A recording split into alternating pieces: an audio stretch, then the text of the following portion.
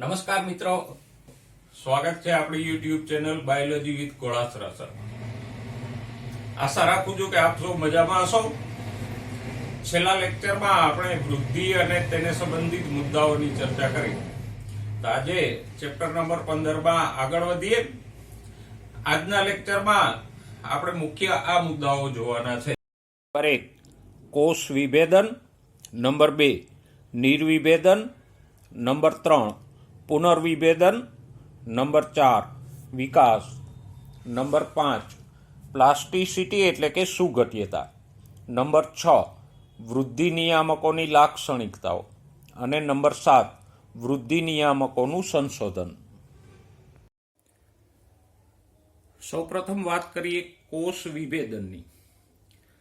વિદ્યાર્થી મિત્રો, કોષ વિભેદન એટલે તો કે કોષ વિભાજનથી ઉત્પન્ન થયેલા નવા કોષો આકાર અને સ્વરૂપમાં જે ફેરફાર દર્શાવે તેને કહેવાય કોષ વિભેદન.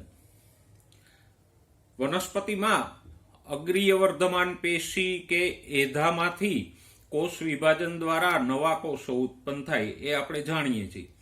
પણ હવે આ નવા ઉત્પન્ન થયેલા કોષો કોઈ ચોક્કસ કાર્ય નથી કરી શકતા.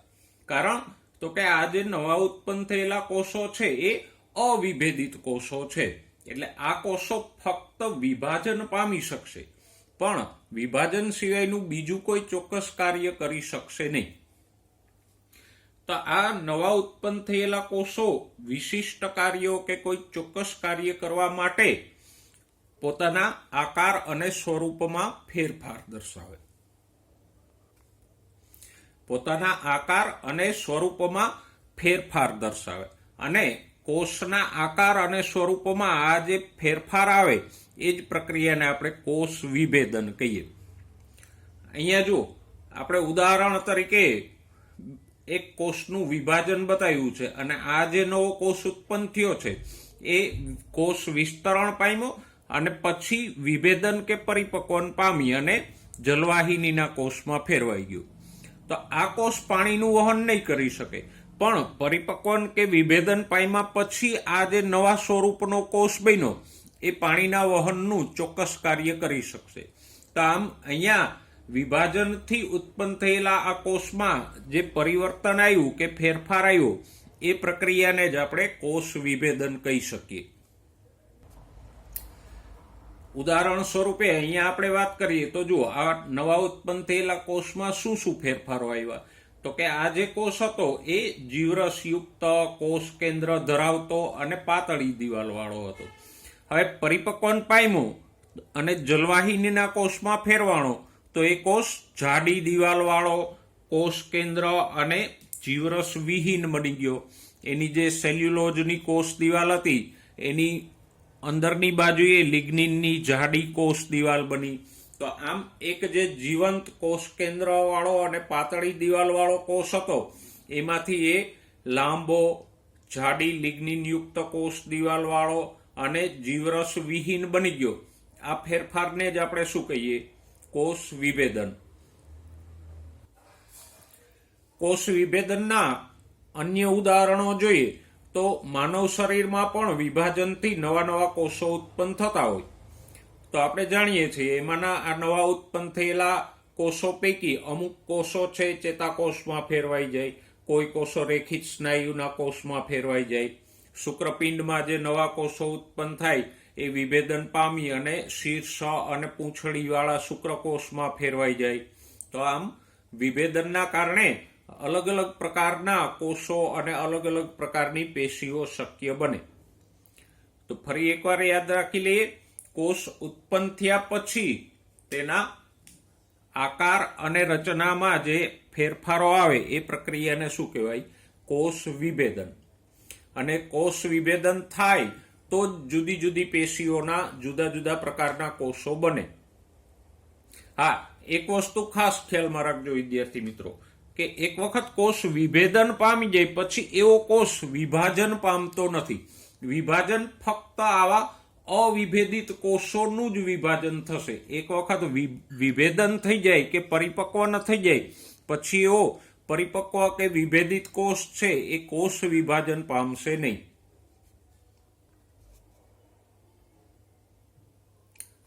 બીજો મુદ્દો જોઈએ નિર્વિભેદન. હમણાં આપણે વાત કરી કે વિભેદન પામેલો કોષ વિભાજન પામતો નથી, પણ વનસ્પતિઓમાં એક રસપ્રદ ઘટના એ બને કે ઘણી વખત આ વિભેદિત કોષો છે, જીવંત વિભેદિત કોષો છે, એ કેટલીક પરિસ્થિતિમાં પોતાની વિભાજન ક્ષમતા ફરી વખત પ્રાપ્ત કરે. એટલે કે વિભેદિત કોષ હોય એ અવિભેદિત થઈ અને ફરીવાર વિભાજન પામવાની ક્ષમતા પ્રાપ્ત કરે. તો આ ઘટનાને આપણે કહીશું નિર્વિભેદન. એટલે કે સરળ શબ્દોમાં કહીએ તો કોષ પોતાનું વિભેદન ગુમાવી અને ફરીથી અવિભેદિત કોષમાં ફેરવાઈ જાય અને પાછો વિભાજન પામવા માંડે, તો આ વિભેદન ગુમાવી અને અવિભેદિત કોષમાં ફેરવવાની ઘટનાને કહીશું નિર્વિભેદન. પણ આ ખાસ ધ્યાનમાં રાખજો, નિર્વિભેદન ફક્ત જીવંત કોષનું જ થાય. ભલે અહીંયા આપણે સમજવા માટે આકૃતિમાં દર્શાવ્યું છે નિર્વિભેદન, પણ આ જે જલવાહિનીનો કોષ છે એ મૃત છે, એટલે એનું નિર્વિભેદન થઈ શકશે નહીં. નિર્વિભેદન ફક્ત જીવંત કોષનું જ થાય. ઉદાહરણ તરીકે મનુષ્યમાં વાત કરો તો રક્તકણોનું નિર્વિભેદન નહીં થાય, કારણ કે રક્તકણો કોષ કેન્દ્ર ધરાવતા નથી. એવી જ રીતે અહીંયા જલવાહિનીના કોષનું પણ નિર્વિભેદન શક્ય નહીં બને, કારણ કે એ પણ મૃત છે, જીવરસ કે કોષ કેન્દ્ર ધરાવતો નથી. આ તો ફક્ત આપણે સમજવા માટે અહીંયા દર્શાવ્યું છે. વનસ્પતિમાં આપણે નિર્વિભેદનના ઉદાહરણો જોઈએ તો ઘણી દ્વિદળી વનસ્પતિઓમાં આપણે જાણીએ છીએ કે એધા ઉત્પન્ન થાય, અને આ એધા કે પાર્શ્વીય વર્ધમાન પેશી બે પ્રકારની આપણે જોઈ ગયા, વાહી એધા અને ત્વક્ષેધા. દ્વિદળી પ્રકાંડનો આડો છેદ આપણે જોઈએ આકૃતિમાં તો બે વાહી પુલોની વચ્ચે જે મજ્જાંશુઓ હોય એ મજ્જાંશુના કોષો દ્વિતીય વૃદ્ધિના સમયે ફરીથી એધાના કોષોમાં ફેરવાઈ જાય. તો અહીંયા મજ્જાંશુના કોષો છે એ મૃદુતકીય અને વિભેદિત કોષો છે, સ્થાયી પેશીના કોષો છે. પણ જ્યારે દ્વિતીય વૃદ્ધિનો સમય આવે ત્યારે બે વાહી પુલની પુલીય એધા વચ્ચેના મજ્જાંશુના કોષો નિર્વિભેદન પામી અને એધાના કોષોમાં ફેરવાઈ જાય, અને મજ્જાંશુમાંથી ઉત્પન્ન થયેલી આ એધાને આપણે પ્રકરણ નંબર 6 આંતરપુલીય એધા કહી ગયા. તો આ મજ્જાંશુના કોષોમાંથી આંતરપુલીય એધાનું નિર્માણ એ નિર્વિભેદનનું ઉદાહરણ છે. વનસ્પતિમાં નિર્વિભેદનનું બીજું ઉદાહરણ આપણે જોઈએ ત્વક્ષેધાનું નિર્માણ. પ્રકાંડના આડા છેદમાં જે વિસ્તૃત મૃદુતકીય ભાગ છે એ બાહ્યકનો છે, અને આ બાહ્યકના કોષોમાં દ્વિતીય વૃદ્ધિ સમયે નિર્વિભેદન થઈ અને ત્વક્ષેધા ઉત્પન્ન થાય. તો આમ બાહ્યકના અમુક કોષો છે એ પોતાનું વિભેદન ગુમાવીને એટલે કે નિર્વિભેદનથી ત્વક્ષેધાના કોષોમાં ફેરવાઈ જાય. ત્વક્ષેધા બહારની તરફ ત્વક્ષા, જ્યારે અંદરની તરફ ઉપત્વક્ષા ઉત્પન્ન કરશે. તો આમ મજ્જાંશુમાંથી આંતરપુલીય એધાનું નિર્માણ અને બાહ્યકના કોષોમાંથી ત્વક્ષેધાનું નિર્માણ નિર્વિભેદનના શ્રેષ્ઠ ઉદાહરણો છે. એવી જ રીતે વનસ્પતિનો કોઈ ભાગ ઈજાગ્રસ્ત થાય તો આપણે જોઈએ છીએ કે અમુક સમય પછી આજુબાજુના ભાગોમાંથી નવા કોષો ઉત્પન્ન થઈ અને એ ઈજાગ્રસ્ત ભાગને ભરી દે છે. તો એ સમયે પણ ઈજાગ્રસ્ત ભાગની આજુબાજુના જે કોષો છે એ નિર્વિભેદન પામી અને ફરીથી વિભાજનની ક્ષમતા પ્રાપ્ત કરે, અને જે ઈજાગ્રસ્ત ભાગ હોય તેને નવા કોષોથી કે નવી પેશીથી ભરી દે. તો આમ નિર્વિભેદન ખાસ દ્વિતીય વૃદ્ધિ સમયે અને ઈજાગ્રસ્ત ભાગોના સમારકામ સમયે કોષોનું નિર્વિભેદન છે એ ઉપયોગી સાબિત થાય છે. વિભેદન અને નિર્વિભેદન પછી ત્રીજો મુદ્દો પુનઃવિભેદન. તો પુનઃવિભેદન સરળ છે મિત્રો. કોઈ નિર્વિભેદિત કોષ વિભેદન પામે એને કહેવાય પુનઃવિભેદન.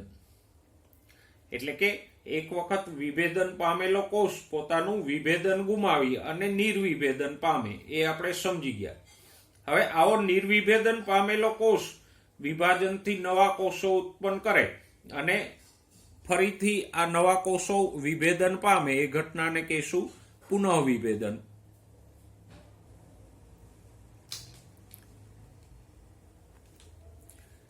વિભેદન અને પુનઃવિભેદનની વાતમાં એક સામાન્ય પ્રશ્ન એ થાય કે વિભેદન પામેલો કોષ પરિપક્વ સ્વરૂપ કયું લેશે તેનો આધાર શેની ઉપર છે. એટલે કે નવો ઉત્પન્ન થયેલો કોષ, દાખલા તરીકે વર્ધમાન પેશી છે, તો એમાં વિભાજનથી આ નવા ઉત્પન્ન થયેલા કોષો છે એ કયા પ્રકારની પેશીમાં ફેરવાશે તે કેમ નક્કી થાય? તો કે એ તેની આજુબાજુના કોષો અથવા તો કયા સ્થાને ઉત્પન્ન થયો છે તેના આધારે વિભેદનનો પ્રકાર નક્કી થાય. દાખલા તરીકે જુઓ, આ મૂલાગ્રની વર્ધમાન પેશી છે, તો અહીંયા પરિઘ તરફ જે નવા કોષો ઉત્પન્ન થશે એ મૂળ ટોપના કોષોમાં ફેરવાશે. કારણ તો કે એ કોષને સંલગ્ન કોષો હોય તો મૂળ ટોપના કોષો છે, પણ આ તરફ જે કોષો ઉત્પન્ન થાય છે એ અધિસ્તરના કોષોમાં ફેરવાશે. કારણ કે આપણે જાણીએ છીએ કે સપાટીનું સ્તર હોય એને અધિસ્તર કહેવાય. તો અહીંયા જે અધિસ્તરના કોષો હોય એટલે આ પરિઘ તરફના કોષો અધિસ્તરીય કોષોમાં ફેરવાશે. એવી જ રીતે વચ્ચેના જે કોષો છે એ વિભેદન પામી અને જલવાહક કે અનવાહક પેશીના કોષોમાં ફેરવાશે.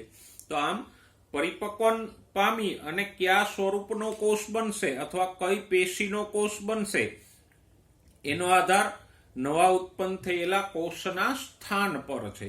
એટલે અથવા તો એમ કહી શકીએ કે જે તે સંલગ્ન કે આજુબાજુની પેશી હોય એ સ્વરૂપના કોષમાં વિભેદન પામી અને ફેરવાય. આપણા આજના ચોથા મુદ્દાની વાત કરીએ, વિકાસ. તો વિકાસની વ્યાખ્યા આપણે એવી કહી શકીએ કે સજીવના જીવન ચક્રમાં આવતા તમામ પરિવર્તનો અથવા તો ફેરફારોને વિકાસ કહેવાય. જો વનસ્પતિની વાત કરો તો વનસ્પતિના બીજના અંકુરણથી લઈ અને છોડ બનવો, તેમાં પુષ્પો આવવા, બીજ આવવા, ફળ આવવા, નવા નવા પર્ણો ઉત્પન્ન થવા થી લઈ અને છેક જીર્ણતા એટલે વૃદ્ધત્વ સુધીના બધા જ ફેરફારોને આપણે વિકાસ કહી શકીએ. મનુષ્યમાં વાત કરો તો ફલિતાંડમાંથી નવી નવી પેશીઓ ઉત્પન્ન થાય, ગર્ભ વિકાસ દરમિયાન નવા નવા અંગો ઉત્પન્ન થાય અને આગળ જતા શુક્રકોષો કે અંડકોષો ઉત્પન્ન થાય ત્યાં સુધીના બધા ફેરફારોને આપણે શું કહી શકીએ? વિકાસ. તો આમ વિકાસ એટલે સરળ શબ્દોમાં આપણે કહી શકીએ કે નવી પેશી કે નવા અંગોના નિર્માણને આપણે વિકાસ કહી શકીએ. હવે અહીંયા આપણે વૃદ્ધિ અને વિકાસ વચ્ચેનો તફાવત સમજી લઈએ. વૃદ્ધિ એટલે શું? તો કે શરીરમાં જે પેશીઓ કે જે અંગો હોય એના જ કદ કે વજનમાં વધારો થાય અથવા તો એ જે મોજૂદ પેશીઓ કે અંગો છે એમાં વધારો થાય તો એને આપણે વૃદ્ધિ કહી શકીએ. દાખલા તરીકે એક પર્ણ છે, એ પર્ણના કદમાં વધારો થાય, એના ક્ષેત્રફળમાં વધારો થાય તો એ ઘટનાને આપણે વૃદ્ધિ કહી શકીએ. પણ એક છોડમાં પુષ્પો આવે અથવા તો ફળ કે બીજ આવે અને નવા અંગો કે નવી પેશી ઉત્પન્ન થઈ તો એ ઘટનાને આપણે વિકાસ કહી શકીએ. તો અહીંયા આપણે સરળતાથી એક વસ્તુ સમજી શકીએ મિત્રો કે વિકાસ ક્યારે થાય?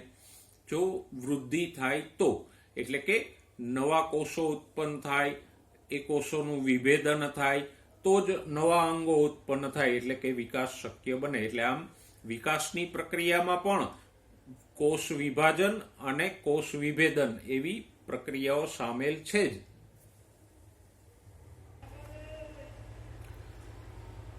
અહીંયા ચાર્ટમાં આપણને વનસ્પતિ કોષના વિકાસની પ્રક્રિયાનો ક્રમ બતાવેલ છે.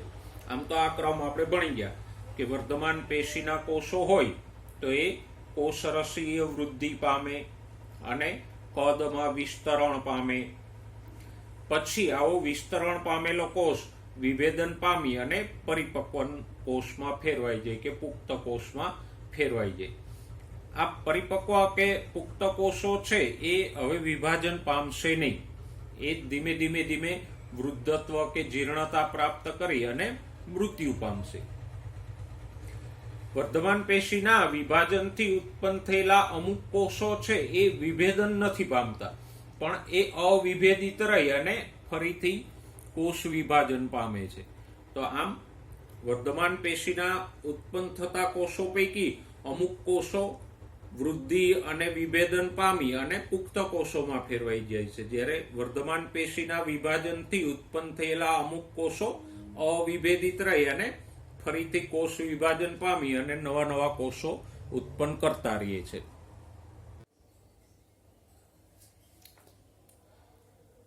નેક્સ્ટ ટોપિક પ્લાસ્ટિસિટી એટલે કે સુઘટ્યતા. પ્લાસ્ટિસિટી એક રસપ્રદ મુદ્દો છે.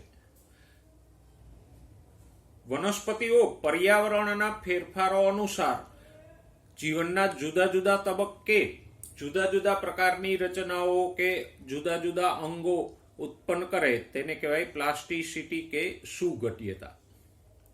સરળ ઉદાહરણો આપણે જોઈએ તો કપાસ, કોથમીર એટલે કે ધાણા અને લાર્કસ્પર જેવી વનસ્પતિઓમાં અલગ અલગ તબક્કે જુદા જુદા પ્રકારના પર્ણો ઉત્પન્ન થાય છે.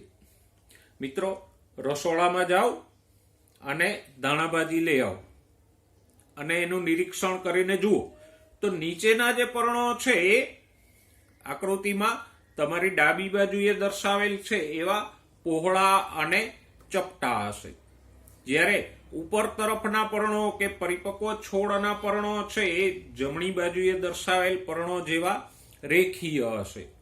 તો ધાણાભાજીનો છોડ જ્યારે નાનો હોય ત્યારે એમાં પહોળા અને ચપટા પર્ણો આવે છે, પણ જેમ જેમ આ છોડ પરિપક્વ તરફ જતો જાય એમ એમાં ચપટા પર્ણોને બદલે રેખીય તંતુમય પર્ણો ઉત્પન્ન થાય.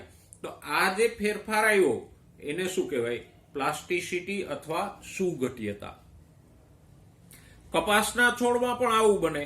કપાસનો છોડ જ્યારે નાનો હોય અને ભેજવાળું વાતાવરણ હોય ચોમાસાનું, ત્યારે તેમાં મોટા પર્ણો ઉત્પન્ન થાય છે, પણ જેમ જેમ છોડ પરિપક્વ થતો જાય અને વાતાવરણ સૂકું થતું જાય એમ એમ પર્ણોનું કદ છે એ નાનું થતું જાય છે.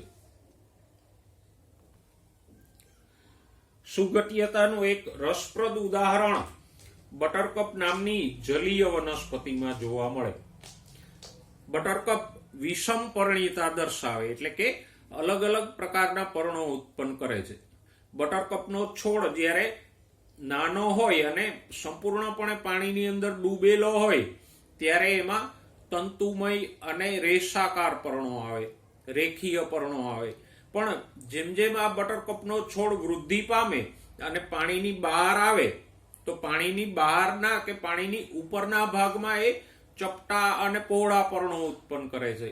તો અહીંયા જલજ વસવાટમાં એટલે કે પાણીની અંદર એ રેખીય પર્ણો ઉત્પન્ન કરે છે, જ્યારે પાણીની બહાર તરફ એ ચપટા પર્ણો ઉત્પન્ન કરે છે. તો કોઈ વનસ્પતિ આવા બે પ્રકારના કે એક કરતા વધુ પ્રકારના પર્ણો ઉત્પન્ન કરે એ ઘટનાને આપણે કહીશું વિષમ પરણિતા.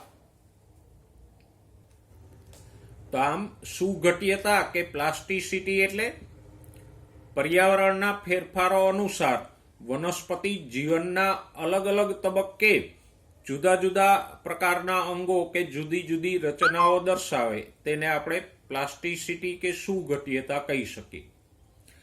પ્રાણીઓમાં કોઈ વિશેષ આવી પ્લાસ્ટિસિટી કે સુઘટ્યતા જોવા મળતી નથી. નેક્સ્ટ ટોપિક વિકાસ પર અસર કરતા પરિબળો. થોડી વાર પહેલા આપણે ચર્ચા કરી કે વૃદ્ધિ અને વિકાસ એ બંને ગાઢ રીતે સંકળાયેલી પ્રક્રિયાઓ છે. જો વૃદ્ધિ થાય તો જ આગળ વિકાસ શક્ય બને. સરળ શબ્દોમાં આપણે એટલું કહી શકીએ કે વિકાસ એટલે તો કે વૃદ્ધિ અને વિભેદનના સરવાળાને વિકાસ કહી શકાય. વનસ્પતિઓમાં વિકાસ પર અસર કરતા પરિબળોને આપણે બે ભાગમાં વિભાજિત કરી શકીએ: બાહ્ય પરિબળો અને આંતરિક પરિબળો. વિકાસ પર અસર કરતા બાહ્ય પરિબળોમાં પ્રકાશ, તાપમાન, પાણી, ઓક્સિજન અને પોષક દ્રવ્યો એટલે કે ખનિજ દ્રવ્યોનો સમાવેશ થાય. જ્યારે આંતરિક પરિબળોના આપણે ફરીથી બે ભાગ પાડી શકીએ, અંતઃકોષીય પરિબળો અને આંતરકોષીય પરિબળો. અંતઃકોષીય પરિબળો કે કારકો એટલે તો કે એવા પરિબળો કે જે ફક્ત જે તે કોષની અંદર જ અસર કરે છે, તેની અસર કોષની બહાર કે બીજા કોષોને થતી નથી. દાખલા તરીકે કોષમાં આવેલા જનીનો, તો જનીનો છે એ અંતઃકોષીય પરિબળો છે. એક કોષના જનીનો છે એ જ કોષના વિકાસને અસર કરે, આજુબાજુના કોષોને એ જનીનો અસર કરતા નથી.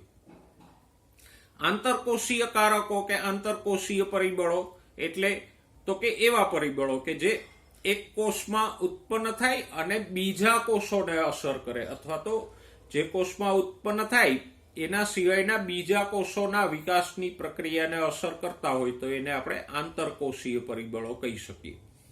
વનસ્પતિ વૃદ્ધિ નિયામકો છે એ આવા આંતરકોષીય કારકો છે. કારણ તો કે વૃદ્ધિ નિયામકો માનવ અંતઃસ્ત્રાવની જેમ જ કોઈ ચોક્કસ કોષો દ્વારા ઉત્પન્ન થાય અને અન્ય કોષોની વૃદ્ધિ કે વિકાસને અસર કરે. એટલે જનીનો છે એ અંતઃકોષીય પરિબળો છે, જ્યારે વનસ્પતિ વૃદ્ધિ નિયામકો છે એ વિકાસ પર અસર કરતા આંતરકોષીય પરિબળો છે. વિદ્યાર્થી મિત્રો, આપણો નેક્સ્ટ ટોપિક છે વનસ્પતિ વૃદ્ધિ નિયામકો. તેને ટૂંકમાં PGR એટલે કે પ્લાન્ટ ગ્રોથ રેગ્યુલેટર્સ તરીકે પણ ઓળખવામાં આવે છે. નામ પ્રમાણે જ આ વૃદ્ધિ નિયામકો વનસ્પતિની વૃદ્ધિનું નિયમન કરે છે. સૌથી પહેલા આપણે વૃદ્ધિ નિયામકોની લાક્ષણિકતાઓ જોઈએ. વનસ્પતિ વૃદ્ધિ નિયામકો સાદા અને લઘુ અણુઓ છે. પ્રાણી વૃદ્ધિ નિયામકો કે અંતઃસ્ત્રાવોની જેમ એ મોટા અણુઓ નથી, પણ PGR એ નાના અણુઓ છે. વૃદ્ધિ નિયામકો વિવિધ પ્રકારના હોઈ શકે. રાસાયણિક રીતે એ ઇન્ડોલ સંયોજનો એટલે કે indole 3 acetic acid IAA, indole butyric acid એટલે કે IBA, એડિનિનના વ્યુત્પન્નો એટલે કે N6 ફર્ફ્યુરાઇલ એમિનોપ્યુરિન અથવા તો કાઇનેટિન, કેરોટીનોઇડ્સના વ્યુત્પન્નો જેમ કે એબ્સેસિક એસિડ કે ABA, ટર્પેન્સ એટલે કે જિબ્રેલિક એસિડ અને ઇથિલિન હોઈ શકે.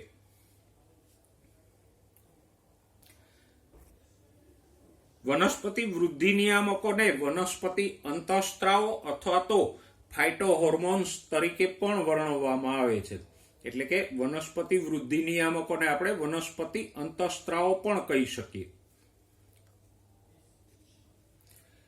વનસ્પતિ વૃદ્ધિ નિયામકોના મુખ્ય 5 સમૂહો છે: ઓક્ઝિન્સ, જિબ્રેલિન્સ, સાઇટોકાઇનિન્સ, એબ્સેસિક એસિડ્સ અને ઇથિલિન.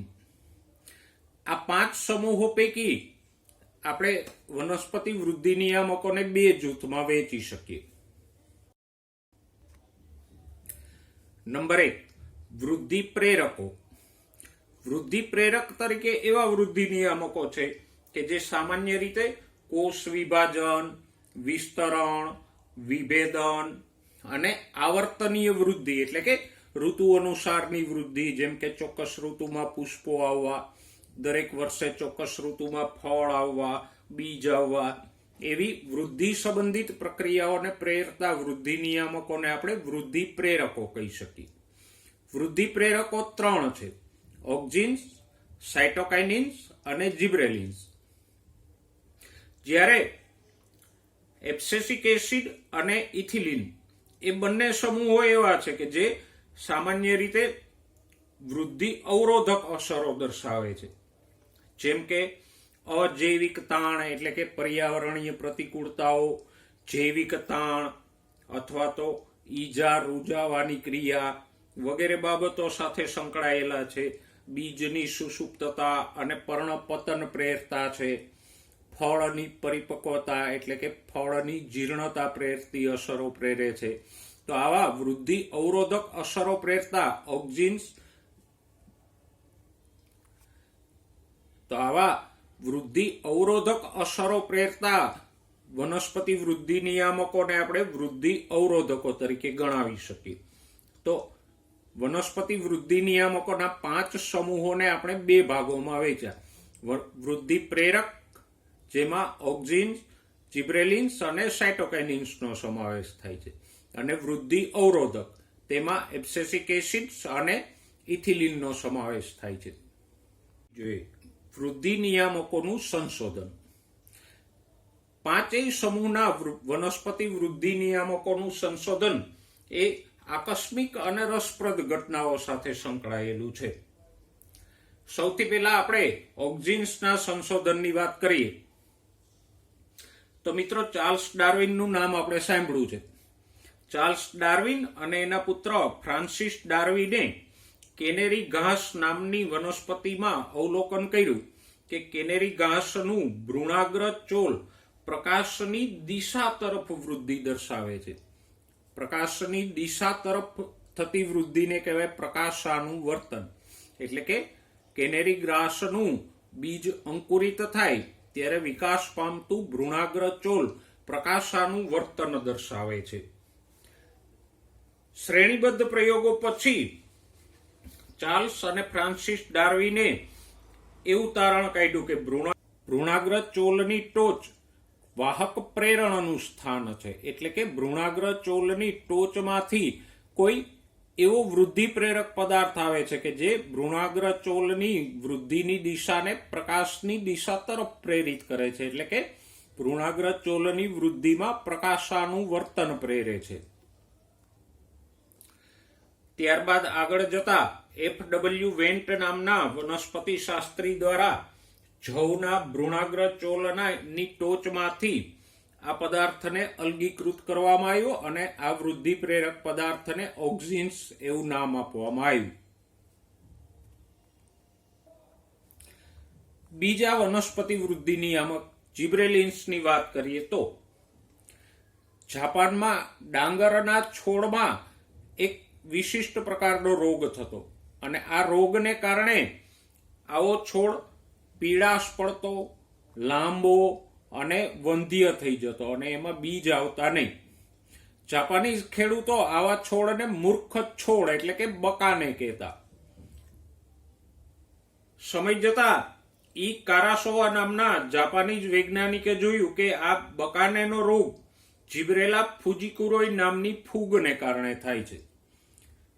આ જીબ્રેલા ફુજીકુરોઈ ફૂગ જીબ્રેલિક એસિડનો સ્ત્રાવ કરે છે અને આ જીબ્રેલિક એસિડની વૃદ્ધિ પ્રેરક અસરોને કારણે જ આવો છોડ છે એ વધારે પડતો લાંબો થઈ જતો અને એમાં પુષ્પો કે બીજ પણ આવતા નહીં. ત્રીજા સમૂહની શોધની વાત કરીએ તો એ છે સાઇટોકાઇનિન અથવા તો કાઇનેટિન. એપ્સકુગ અને તેના સાથીદારોએ જોયું કે પેશી સંવર્ધનમાં તમાકુના આંતરગાંઠમાંથી કેલસ એટલે કે અવિભેદિત કોષોનો સમૂહ તો જ મેળવી શકાય જો પેશી સંવર્ધનના સંવર્ધન માધ્યમમાં ઓક્ઝિન ઉપરાંત વાહક પેશીઓનું સત્વ એટલે અર્ક, યીસ્ટનો અર્ક અને નાળિયેરનું પાણી પૂરક માધ્યમ તરીકે ઉમેરવામાં આવે. એટલે કે પેશી સંવર્ધનના માધ્યમમાં ઓક્ઝિન ઉપરાંત વાહક પેશીઓનો અર્ક, યીસ્ટનું સત્વ, નાળિયેરનું દૂધ ઉમેરીએ તો આંતરગાંઠમાંથી આપણને અવિભેદિત કોષોનો સમૂહ એટલે કે કેલસ મળે. આગળ જતા સ્કુગ અને મિલરે આ સાઇટોકાઇનેસિસ એટલે કે કોષ વિભાજન પ્રેરક પદાર્થની ઓળખ કરી અને એ પદાર્થને નામ આપ્યું કાઇનેટિન.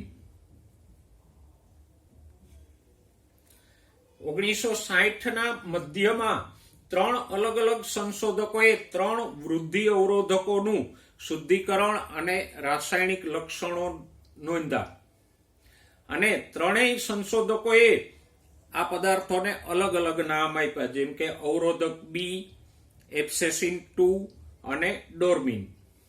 પણ આગળ જતા સાબિત થયું કે આ ત્રણેય પદાર્થો એક જ છે અને માટે જ એનું નામકરણ એબ્સેસિક એસિડ તરીકે કરવામાં આવ્યું.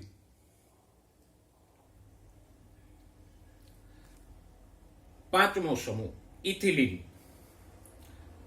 કજિન્સ નામના વૈજ્ઞાનિકે જોયું કે પાકેલા સંતરામાંથી મુક્ત થતો એક બાષ્પશીલ પદાર્થ સંતરાની સાથે રાખેલા કાચા કેળાઓને પણ ઝડપથી પકવી નાખે છે. અને આ બાષ્પશીલ અને ફળ પકાવતા પદાર્થને ત્યારબાદ ઇથિલિન તરીકે ઓળખવામાં આવ્યું. મિત્રો, એક ખાસ ધ્યાનમાં રાખજો, પાંચેય પ્રકારના વૃદ્ધિ નિયામકો પૈકી ઇથિલિન છે એ બાષ્પશીલ છે, એટલે કે સામાન્ય તાપમાને પણ એ વરાળ સ્વરૂપે થઈ જાય. અને કજિન્સના તારણો પરથી આપણે એક બીજી વાત સમજી શકીએ કે જો કાચા ફળોની સાથે આપણે અમુક પાકેલા ફળો રાખીએ તો કાચા ફળો છે ઝડપથી પાકી જાય.